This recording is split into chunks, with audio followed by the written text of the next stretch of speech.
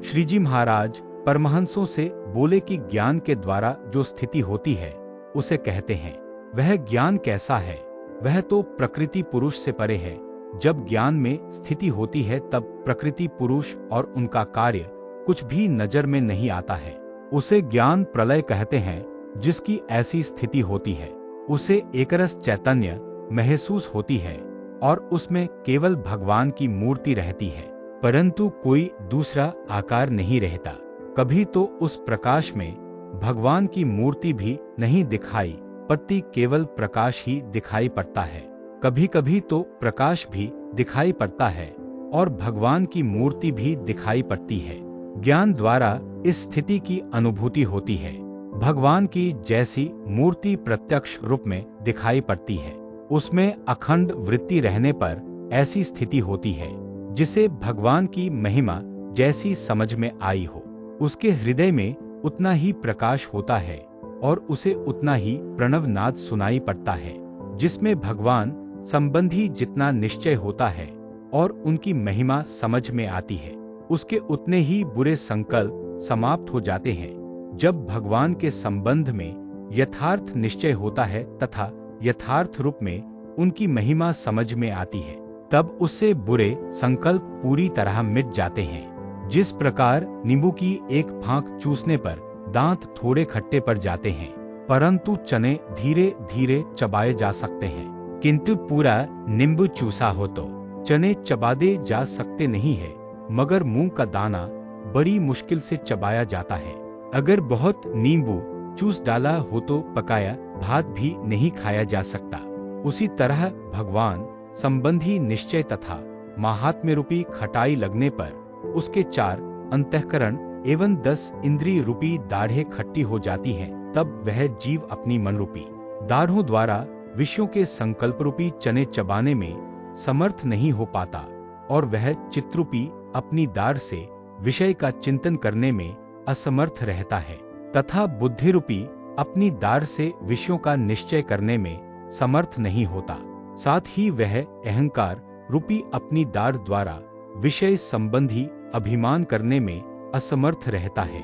पंच ज्ञानेंद्री और पंच कर्मेंद्री रूपी जो दाढ़ें हैं, उनके द्वारा वह उन इंद्रियों के विषय रूपी चने चबाने में समर्थ नहीं होता जिन्हें भगवान के संबंध में यथार्थ निश्चय न हुआ हो तथा भगवान की महिमा यथार्थ रूप में समझ में न आई हो।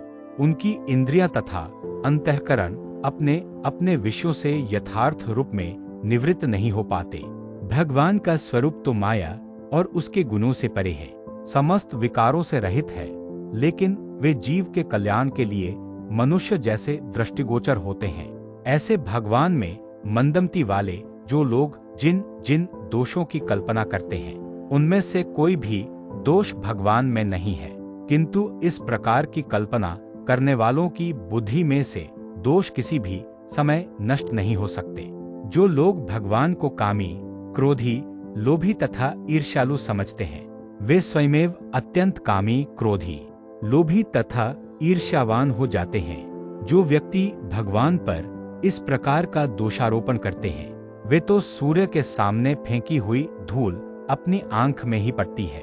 वैसे ही जिन प्रकार के दोषों की कल्पना वह भगवान में कहता है, इन दोषों से स्वयं को ही दुखी बना लेते हैं। स्वयं का बुरा स्वभाव होने पर भी जो लोग भगवान को अतिशय निर्दोष समझते हैं, वे स्वयं अत्यंत निर्दोष हो जाते हैं। फिर ब्रह्मानंद स्वामी ने पूछा कि यदि किसी भी विषय में अपनी इंद्रियां आकर्षित न होती हों, अंतःकरण में भी असत संकल्प न रहते हों और भगवान का निश्चय भी यथार्थ रूप से रहता हो, तो भी यदि अपूर्णता रहती है और अंतःकरण सूना रहता है, तो इसका क्या कारण है? तब श्रीजी महाराज बोले कि यह भी हरि भक्त में एक बड़ी कमी है कि उसका मन यद्यपि स्थिर हो चुका है तथा भगवान के प्रति निश्चय भी दृढ़ है, फिर भी हृदय में ऐसा अतिशय आनंद नहीं आता कि मैं धन्य हूँ और कृतार्थ हुआ हूँ। संसार में जो जीव हैं वे काम, क्रोध, लोभ, मोह, मद, मत्सर, आशा तथा तृष्णा से परेशान होते रहते हैं और त्रिविध तापों से रात दिन जलते रहते हैं, किंतु मुझे तो प्रकट पुरुषोत्तम ने करुणा करके अपने स्वरूप की पहचान कराई है, काम क्रोध आदि समस्त विकारों से मुक्त कर दिया है तथा नारद, संकादिक जैसे संतों के समागम में रखा है। इसलिए मेरा बड़ भाग्य है। वह इस प्रकार विचार नहीं करता तथा आठों प्रहर अतिशय आनंदमग्न नहीं रहता। यह एक बड़ी कमी है।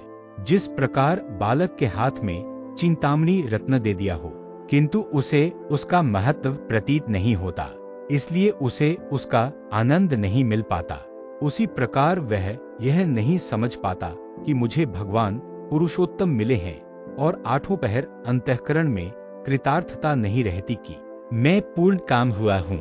ऐसा नहीं समझता। यह हरिभक्त में बड़ी कमी है। जब कभी किसी हरिभक्त का दोष दिखाई पड़े, तब यही समझना चाहिए कि इसका स्वभाव सत्संग में सम्मिलित होने योग्य नहीं है। तथापि उसे जो सत्संग मिला है, और यदि वह फिर भी जैसा का तैसा होने के बाद भी सत्संग में पड़ा है, तो उसके पूर्वजन्म या इस जन्म के संस्कार भारी हैं और उन्हीं के कारण उसे ऐसा सत्संग मिला है। ऐसा समझकर उसका भी अतिशय गुण ग्रहण करना चाहिए। इतनी वार्ता करने के बाद श्रीजी महाराज जय सच्चिदानंद कहकर अपने निवास पर पधारे। इति वचनामृतम 24। अगर ये वीडियो आपको पसंद आया है तो वचनामृत पेज को लाइक करना मत भूलिए। जय श्री स्वामीनारायण।